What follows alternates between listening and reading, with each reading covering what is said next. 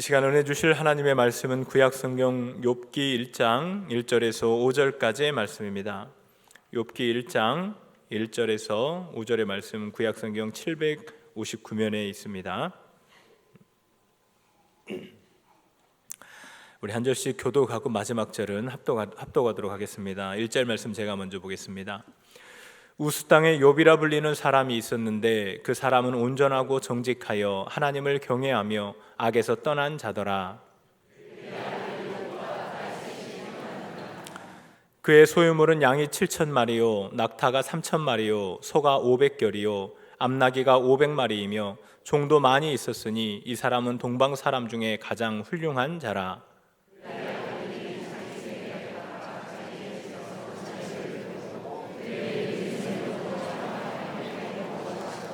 5절 말씀 함께 보겠습니다. 그들이 차례대로 잔치를 끝내면 욥이 그들을 불러다가 성결하게 하되 아침에 일어나서 그들의 명수대로 번제를 드렸으니 이는 욥이 말하기를 혹시 내 아들들이 죄를 범하여 마음으로 하나님을 욕되게 하였을까 함이라. 욥의 행위가 항상 이러하였더라. 아멘.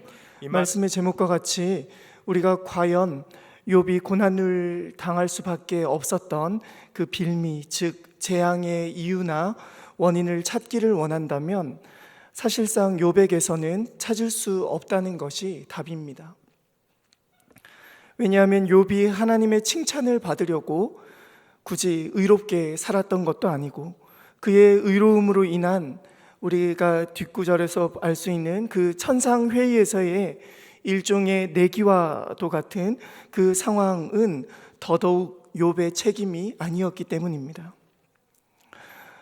더욱이 욥기 그 다음 장인 2장 3절에서 하나님께서 밝히 말씀하셨듯 사탄에게 네가 나를 충동하여 까닭 없이 그를 치게 하였어도 그가 여전히 자기의 온전함을 굳게 지켰다라고 말씀하시는 부분을 볼 때에 까닭 없이 그를 쳤다는 것을 알 수가 있습니다.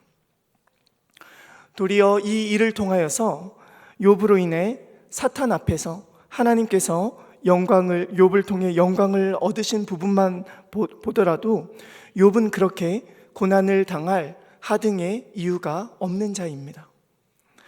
그러나 오늘을 살아가는 우리 또한 그렇게도 사랑이 많으신 하나님께서 때로는 우리의 죄와 악을 마치 도무지 더 이상 찾아낼 수 없을 때까지 그렇게 우리를 낮추시고 시험하시며 악을 찾아내려고 하시는 듯한 그러한 무서운 하나님을 우리는 인생 가운데 겪게 됩니다.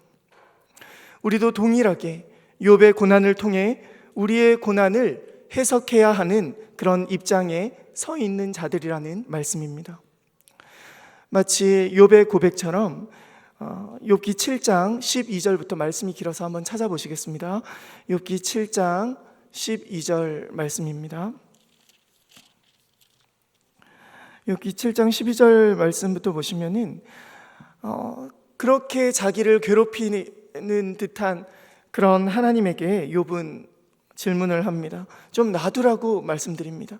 내가 바다니이까 바다 괴물이니이까 주께서 어찌하여 나를 지키시나이까. 혹시 내가 말하기를 내 잠자리가 나를 위로하고 내 침상이 내 수심을 풀리라. 내가 잠이라도 좀 편하게 자고 싶습니다 라고 할 때에 14절 말씀에서 주께서 꿈으로 나를 놀라게 하시고 환상으로 나를 두렵게 하시나이다. 이러므로 내 마음이 뼈를 깎는 고통을 겪느니 차라리 숨이 막히는 것과 죽는 것을 택하리이다 라고 말씀하고 있습니다. 그러면서 16절에서는 좀 나를 놓으소서 내 날은 헛것이니이다 라고 고백하고 있습니다.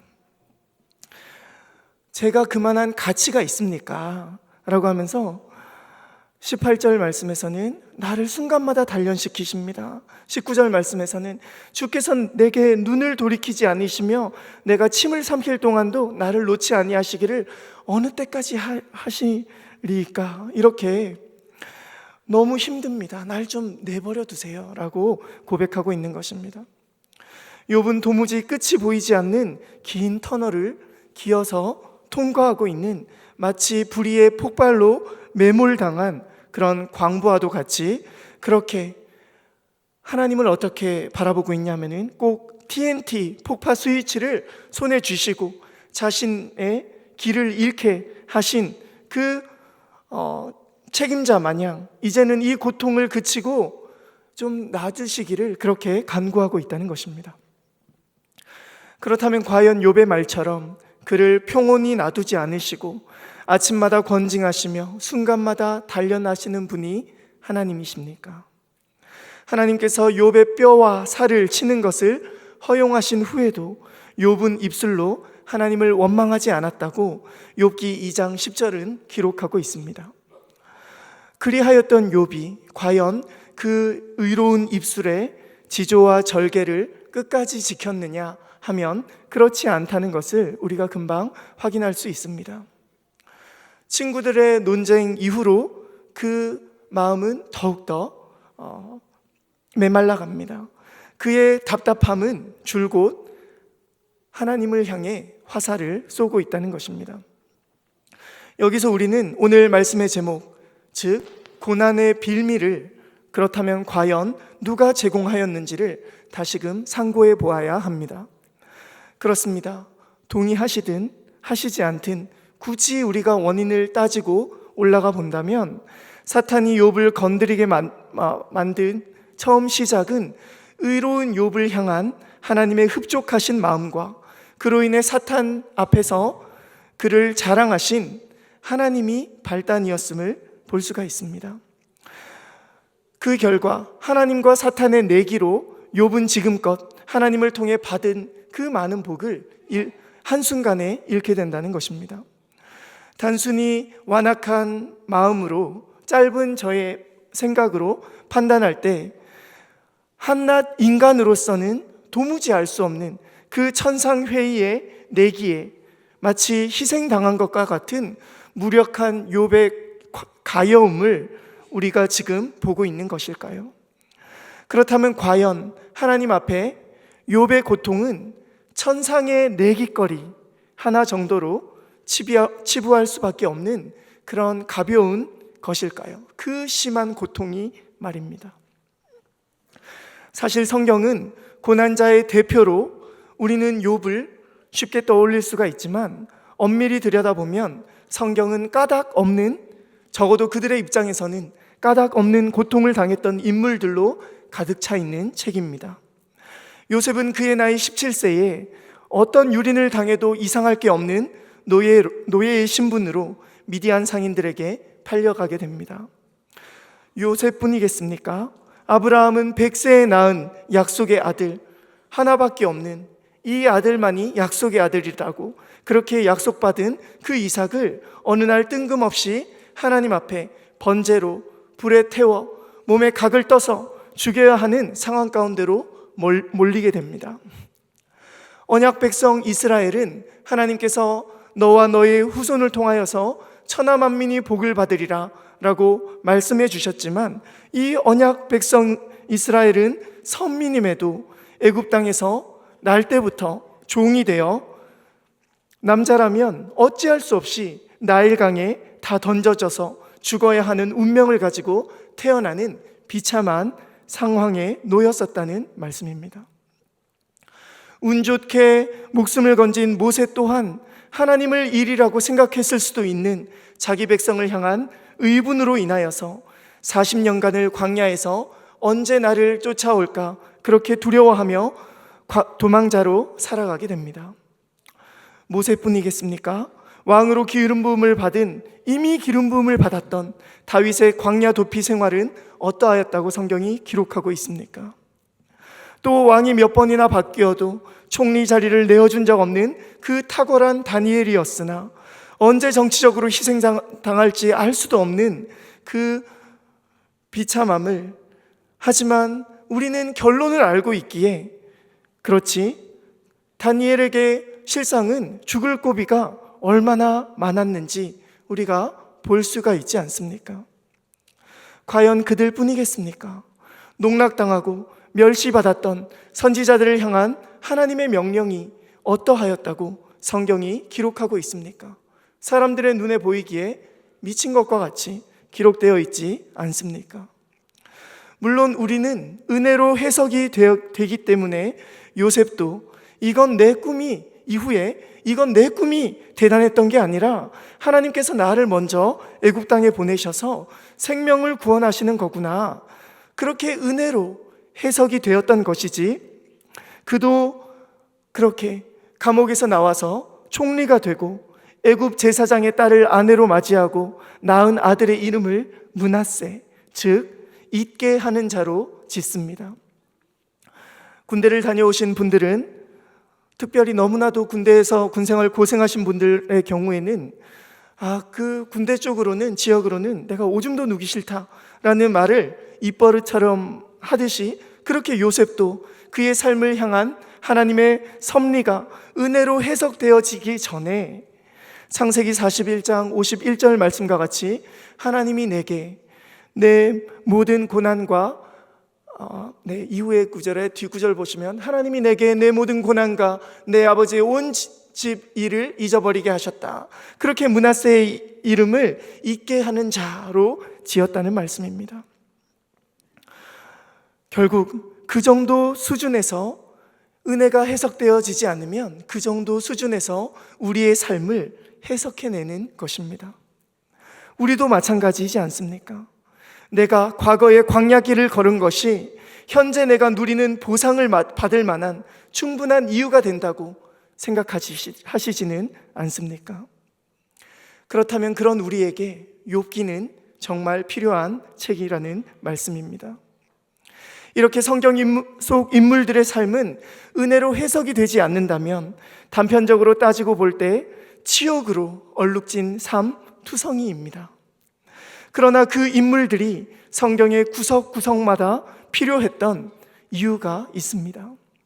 도리어 음지에서 그들 스스로조차 나는 잊혀졌다 라고 자기의 삶에 대한 자포자기로 그들의 결론을 내렸을 때에도 그들의 삶이 그토록 이 성경을 보는 우리에게 빛날 수밖에 없었던 것은 그들의 삶을 통해 예표한 진짜 고난의 절정의 인물이 그려지고 있기 때문입니다. 오늘의 주제는 고난의 빌미입니다. 함께 나누신 본문 말씀에서 과연 그 빌미는 욥의 의로움을 자랑하시기를 원하셨던 하나님이셨습니다. 무엇이라고요? 그 빌미는 욥의 의로움을 반드시 보기를 원하셨던 하나님이었다는 것입니다. 그 하나님은 가장 잔인한 하나님인 것처럼 묘사됨과 동시에 욥의 인내를 통해서 영광 받으시기를 원하시는 하나님이심을 우리는 마주하게 됩니다. 그리고 그 결론이 이전과는 비교조차 할 수 없는 욥의 고백을 통해 우리는 확인할 수가 있습니다. 내가 귀로 듣기만, 이전에는 귀로 듣기만 하였던 하나님의 영광을 눈으로 몸소 체험한 그 욥의 고백에서 우리는 마치 신약 성경에 그가 경험한 그 하나님을 현재의 고난은 장차 마주할 영광과 좋게 비교할 수 없다는 그 말씀이 떠오르시지는 않으십니까? 오늘도 우리는 우리의 신앙생활을 내 눈에 족한 것을 하나님께서 주셨느냐 아니냐로 평가하며 그 가운데 우리 식대로의 은혜의 결정권을 지금도 쥐고 계신 듯한 그 하나님을 도마 위에 올려놓기를 원하고 있습니다. 마치 고난의 빌미를 하나님께 화살을 돌리고 있는 그러한 욥과 같은 마음을 우리도 동일하게 가지고 있다는 것입니다. 하나님은 어떠한 분이십니까? 아담에게 가장 좋은 것을 허락하시고 한낱 인간을 하나님의 자리에 두시며 마치 애굽 왕이 그 총리로 올라온 요셉을 대함과 같이 내가 너보다 높은 것은 내 왕자뿐이다 라고 그 바로가 요셉에게 말하였던 것처럼 하나님께서는 아담을 그렇게 내가 너보다 높은 것은 내 왕자뿐이다, 생명나무와 선악을 알게 하는 나무를 보며 경고를 삼아라, 이 왕좌에는 가까이 하지 마라, 너가 먹는 날에는 정령 죽을 것이라는 그 경고 하나를 가지고, 그것을 가지고 우리는 때론 우리의 범죄한 이 완악한 마음으로 이 세상의 죄악이 들어옴과 그로 인해 우리가 타락하였음을 타락하였음의 빌미를 다 하나님 탓으로 돌리는 그 완악한 마음처럼 이미 우리는 죄악으로 범벅된 마음을 가지고 우리 수준의 마음으로 그토록 좋으신 하나님을 날마다 그렇게 해석해 내며 오해하는 그러한 연약한 우리들이라는 말씀입니다. 그렇게 우리 수준에서는 고난의 빌미를 하나님께로 다 돌리려는 악한 마음을 가지고 있음에도 하나님께서는 죄악 가득한 광야와 같은 이 땅을 반드시 지나게 하심을 통해 고난받는 우리로 하여금 우리의 무능함을 마주하게 하시고 그 길을 통해 가장 가치 있는 예수라는 보화를 밭에 숨겨진 그러한 보화와 같이 숨겨두시고 결국은 고난을 통과한 그 광야길을 통과할 때 가장 필요한 믿음을 허락하시사 그러한 믿음을 가진 자에게 예수 그리스도를 또한 우리가 도달하여야 하는 그 땅을 보여주신다는 말씀입니다. 우리 주님께서는 우리에게 물어보십니다. 보화를 얻기 원하느냐? 네가 가진 모든 것을 다 팔아 밭을 사라 라고 말씀하시는 것입니다. 그러한 의미에서 아브라함은 그렇게 말도 안 되는 아들을 번제로 드리라는 말씀에도 히브리서 11장 17절에서 19절까지의 말씀에서는 아브라함은 시험을 받을 때에 믿음으로 이삭을 드렸으니 그는 약속들을 받은 자로되 그 외아들을 드렸느니라. 그에게 이미 말씀하시기를 내 자손이라 칭할 자는 이삭으로 말미암으리라 하셨으니 그가 하나님이 능히 이삭을 죽은 자 가운데서 다시 살리실 줄로 생각한지라. 비유컨대 그를 죽은 자 가운데서 도로 받은 것이니라. 아멘. 아브라함은 아들을 죽이라는 그 말도 안 되는 요구 앞에 내가 이 아이를 죽여도 하나님께서는 살리실 것이라는 부활의 믿음이 있었다는 말씀입니다. 그렇습니다. 이 아들이 없으면 내가 이 나이에 살아서 더 살아서 무엇하나, 이 나의 보물 이삭을 그렇게 하나님 앞에 드릴 때에 하나님이시라면 다시 살리실 것이라는 그 믿음이 있었다는 말씀입니다. 그러하였을 때에 하나님께서 네가 네 아들 이삭을 나를 위해 바치겠느냐? 내가 너와 너의 자손을 위해 나의 아들을 도리어 주겠다고 하신 그 결단을, 그 언약을, 그 위대한 아브라함의 드림을 통해 그 드림을 믿음으로 받으시고 약속하신 보물과도 같은 그 독생성자 예수 그리스도를 우리를 위해 제단에 올려놓으시기를 이행하셨다는 말씀입니다. 욥은 이 세상에서 까닭없이 고통을 당하는 모든 사람들의 대표자가 되었습니다. 더욱이 욥은 이 땅에서 가장 큰 자에서 누구도 함께하기를 꺼려할 만큼의 이 땅에서 가장 낮은 자로 떨어지는 경험을 하였습니다. 그렇습니다. 우리는 욥을 통해 그는 근본 하나님의 본체이시나 하나님과 동등됨을 취할 것으로 여기지 아니하시고 오히려 자기를 비워 종의 형체를 가지사 사람들과 같이 되실 뿐만이 아니라 자기를 낮추시고 죽기까지 복종하신 주님을 보게 됩니다. 욥은 알 수 없는 고난으로 자신의 의로움을 입증하기를, 그렇게 죽은 이후에서라도 받기를, 의로움을 입증하기를 원하였습니다. 욥기 19장 23절부터 찾아보도록 하겠습니다. 좀 길어서 제가 읽어드리도록 하겠습니다. 자신의 그 의롭다는 그 표현입니다. 23절부터 제가 읽어드리겠습니다. 욥기 19장 23절입니다. 나의 말이 곧 기록되었으면, 책에 쓰여졌으면, 철필과 납으로 영원히 지워지지 않도록 돌에 새겨졌으면 좋겠노라. 내가 알기에는 나의 대속자가 살아계시니 마침내 그가 땅 위에 서실 것이라. 내 가죽이 벗김을 당한 뒤에도 내가 육체 밖에서 하나님을 보리라. 내가 그를 보리니 내 눈이 그를 보기를 낯선 사람처럼 하지 않을 것이라. 내 마음이 초조하구나. 아멘. 욥은 그토록 하나님 앞에 그의 의로움을 입증하기 원하기를, 죽은 이후에라도 그렇게 그 분투가 나의 대속자, 구원자 그리스도를 요구하기까지 이르렀다는 말씀입니다. 그리하여 하나님께서는 그의 의로움을 인정해 주셨습니다. 욥기 42장입니다. 42장을 보도록 하겠습니다. 욥기 42장 7절부터 보도록 하겠습니다. 제가 읽어드리겠습니다. 여호와께서 욥에게 이 말씀을 하신 후에 여호와께서 대만 사람 엘리바스에게 이르시되 내가 너와 내 두 친구에게 노하나니 이는 너희가 나를 가리켜 말한 것이 내 종 욥의 말같이 옳지 못함이니라. 그런즉 너희는 수소 7과 순양 7을 가지고 내 종 욥에게 가서 너희를 위하여 번제를 드리라. 내 종 욥이 너희를 위하여 기도할 것인즉 내가 그를 기쁘게 받으리니 너희가 우매한 만큼 너희에게 갚지 아니하리라. 이는 너희가 나를 가리켜 말한 것이 내 종 욥의 말같이 옳지 못함이라. 이에 대만 사람 엘리바스와 수아 사람 빌닷과 나아마 사람 소발이 가서 여호와께서 자기들에게 명령하신 대로 행하니라. 여호와께서 욥을 기쁘게 받으셨더라. 아멘.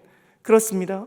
욥의 옳음을, 욥의 의로움을 인정해 주실 뿐만이 아니라 그를 제사장으로 삼아 욥의 기도를 통하여서만 그들을 용서해 주셨다는 말씀입니다. 우리는 우리의 의로움이 별게 없다는 것을 익히 알고 있습니다. 그렇기 때문에 우리의 의롭지 않음을 당연시 여기시지는 않습니까? 오늘 함께 읽은 본문의 5절 말씀처럼 욥은 혹여나 자녀들이 부지 중에 하나님 앞에 의롭지 않은 일을 하였을까 염려하며 그렇게 번제를 드렸던 욥만큼의 중보자 되신 주님을 향한 그러한 예배라도 있는 자들입니까? 아니면 여전히 나의 요구를 위해 주님을 이용하며 주님, 내가 고생한 것 알지요? 이거 내가 어떻게 이룬 건데요? 내 약대를 건드시면, 내 양을 건드시면, 내 소를 건드시면, 내 집을 건드시면, 내 자녀를 건드시면, 내 건강을 건드신다면 당신은 고난의 빌미가 되는 것입니다. 그렇게 하나님을 판단하고 있는 자입니까? 좀과 동록이 해하는 그런 이 땅의 보화를 위해 하나님을 욕하고 죽는 입술을 가진 자들인가요? 히브리서 2장 10절 말씀은 이렇게 기록하고 있습니다. 그러므로 만물이 그를 위하고 또한 그로 말미암은 이가 많은 아들들을 이끌어 영광에 들어가게 하시는 일에 그들의 구원의 창시자를 고난을 통하여 온전하게 하심이 합당하도다. 아멘. 잠깐 띄워주시기 바랍니다. 그렇습니다. 그리스도의 고난을 통하여 온전하게 하심으로 많은 아들들이 영광을 얻고 그렇게 욥이 기대하였던 또한 하나님이 기대하였던 그 영광을 얻고 무엇보다도 하나님께서 욥을 통해 그토록 얻기를 원하신 그 영광을 아들께서 이루어 주셨다는 말씀입니다. 그러하기에 고난은 징계는 지금도 그 나라를 찾는 자들에게 필요할 수밖에 없는 광야의 길이라는 말씀입니다. 히브리서 12장 10절부터 11절까지의 말씀은 이렇게 기록되어 있습니다. 그들은 잠시 그 자식들을 징계하는 부모에 대한 그들입니다. 그들은 잠시 자기의 뜻대로 우리를 징계하였거니와 우리 부모님은 그렇게 징계하였거니와 오직 하나님은 우리의 유익을 위하여 그의 거룩하심에 참여하게 하시느니라. 무릇 징계가 당시에는 즐거워 보이지 않고 슬퍼 보이나 후에 그로 말미암아 연단받은 자들은 의와 평강의 열매를 맺느니라. 아멘. 우리는 예수 그리스도께서 고난 당하심을 통해 욥이 그토록 바랐던 의가 우리에게 이루어진 것을 깨달아야 합니다. 고린도후서 5장 21절 말씀에서는 하나님이 죄를 알지도 못하신 이를 우리를 대신하여 죄로 삼으신 것은 우리로 하여금 그 안에서 하나님의 의가 되게 하려 하심이라 라고 기록되어 있습니다. 결국 로마서 3장 25절부터 26절까지의 말씀에서는 이 예수를 하나님이 그의 피로써 믿음으로 말미암는 화목제물로 세우셨으니 이는 하나님께서 길이 참으시는 중에 전에 지은 죄를 간과하심으로 자기의 의로우심을 나타내려 하심이니 곧 이때에 자기의 의로움을 나타내사 자기도 의로우시고 또한 예수 믿는 자를 의롭다 하려 하심이라 라고 우리에게도 그 의가 입혀진 것이 예수 그리스도의 고난을 통하여 이루어졌다라고 말씀하시는 것입니다.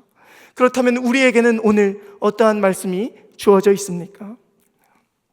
베드로전서 2장 19절부터 21절까지의 말씀에서는 부당하게 고난을 받아도 하나님을 생각함으로 슬픔을 참으면 이는 아름다우나 죄가 있어 매를 맞고 참으면 무슨 칭찬이 있으리요.